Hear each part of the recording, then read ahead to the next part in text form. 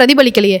ஆமாம், நான் என்ன பார்க்குறேன்னா ரிசல்ட்டில் வந்து டிஎம்கே ஆன்டி இன்கம்பன்சி நல்லா ரிஃப்ளெக்ட் ஆகிருக்கு. அது மகேஷ் சார் சொன்ன மாதிரி நம்மளுக்கு ஆன்டி இன்கம்பன்சி பெரிய லெவலில் தாக்கத்தை ஏற்படுத்தாதுன்னு சொன்னாலும், ஆனால் இது நம்ம ரிசல்ட்ஸை பார்க்கும்போது அது அப்படி தான் இருக்குது. அண்ட் வந்து மக்கள் வந்து ஏதோ ஒரு இடத்துல ஒரு மாற்றத்தை விரும்புகிறாங்க. It could be any one, அது வந்து விஜய், ஆனால் அது நாம் தமிழருக்கு கிடைக்கலங்கிறதையும் நம்ம அதை பார்க்கணும். ஸோ ஆமாம் ஆமாம், அவங்க ரொம்ப காரைக்குடியிலே சீமான் ஒரு 5 சுற்று முடிவிலே ரொம்ப பின்னடைவில் இருக்கார். ஸோ மக்கள் ஒரு மாற்றத்தை விரும்பி இருக்காங்க. மக்கள் வந்து விஜய் ஃபேஸ் வேல்யூ இருக்குது, அது ரொம்ப நல்லாவே தெரியுது. அண்ட் தே பிலீவ் அவர் வந்து ஒரு பக்கத்து வீட்டு பையன், அவர் நமக்காக செய்வார். அவர் சொல்கிறாருல, நான் தாய் மாமன் தம்பி அண்ணா, அந்த ஒரு இமோஷனல் கனெக்ஷன் ஒர்க் அவுட் ஆயிருக்கு.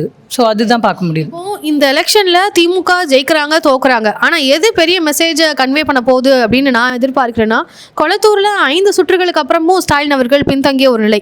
இந்த நிலை இப்போ 11:30 மணி அளவுக்குள்ள இப்படி இருக்குது. இதுக்கப்புறமா இது மாறுமா, அல்ல ஒருவேளை ஸ்டாலின் அவர்கள் தோற்கப்பட்டார் அப்படின்னா அது என்ன மாதிரியான மெசேஜை கன்வே பண்ணும்?